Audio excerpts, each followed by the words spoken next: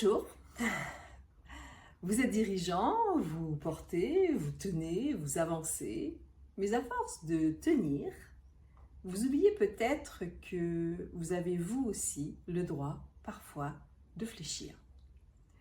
Aujourd'hui, je suis venue vous parler d'un piège puissant de l'ego, celui de croire qu'il faut être fort, qu'il faut être sans faille, et cela toujours. Je suis Sylviane Rotuerta, j'ai dirigé à haut niveau et aujourd'hui j'accompagne les dirigeants à retrouver leur vérité émotionnelle et intuitive pour un leadership plus puissant et plus vivant. Je travaille avec vous donc sur vos émotions, sur les pièges de l'ego, pour que vous puissiez diriger non pas en force justement, mais en justesse. Montrer une faille, un doute, une émotion, l'ego dit surtout pas. Ce serait bien trop dangereux. Alors on se construit une façade impeccable, mais à l'intérieur il y a une énorme pression qui peut mener à du découragement, de la démotivation, parfois même, vous savez, au burn-out, qui est beaucoup plus grave.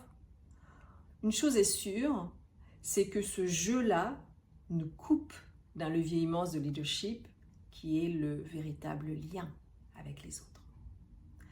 Parce que vous serez d'accord avec moi, ce n'est pas votre force apparente qui inspire, c'est bien plus votre humanité. Alors aujourd'hui, vous pourriez accepter de montrer juste un fragment de votre vérité. Pas à tout le monde, bien sûr, quelques personnes triées sur le volet de votre entourage, un mot sincère, une émotion vraie, parce que la vraie force, c'est pas de tout encaisser, c'est de savoir justement quand demander du soutien. C'est d'oser dire, là, j'ai besoin de prendre soin de moi. Et bien sûr, ce geste change tout.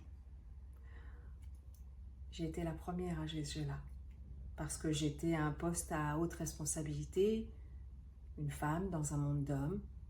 Je voulais montrer que je pouvais être forte, toujours debout, toujours prête. En vérité, cette posture m'a éloignée des autres. Mais bien plus grave encore, j'ai envie de dire, de moi-même. Alors quand on ose dire « je ne vais pas bien », on observe que les regards s'ouvrent, les mains se tendent, des liens se tissent. Et ainsi naît une nouvelle puissance, plus vraie, plus fluide, plus humaine.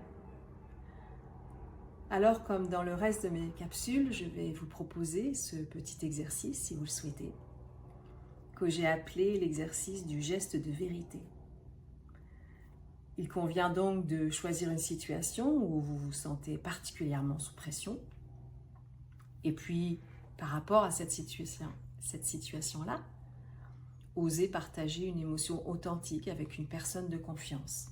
Par exemple, je suis fatiguée en ce moment, ou bien je manque de ressources actuellement, ou bien je traverse une période difficile. Et puis là aussi d'observer chez vous ce que ça fait, ce que vous ressentez, ce que ça crée aussi chez l'autre, dans la relation, et enfin à découvrir quelque chose de vous-même, quelque chose peut-être que vous ignorez, mais qui va être utile, là encore, dans le développement de vos leaderships. Bien sûr, dans cet exercice, il ne s'agit pas de s'exposer du tout, de se mettre à risque, mais au contraire, de se relier.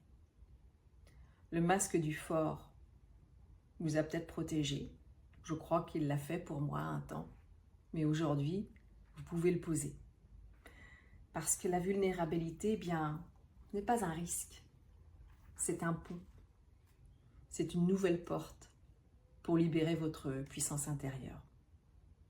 Donc votre acte de puissance du jour, si vous l'acceptez, c'est de dire une vérité simple mais sincère à quelqu'un de confiance et d'observer ce que cela ouvre chez lui et ouvre chez vous.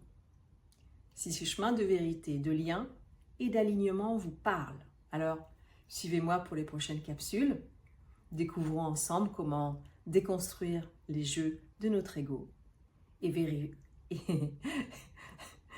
réveiller votre vraie puissance intérieure. Merci et à très bientôt.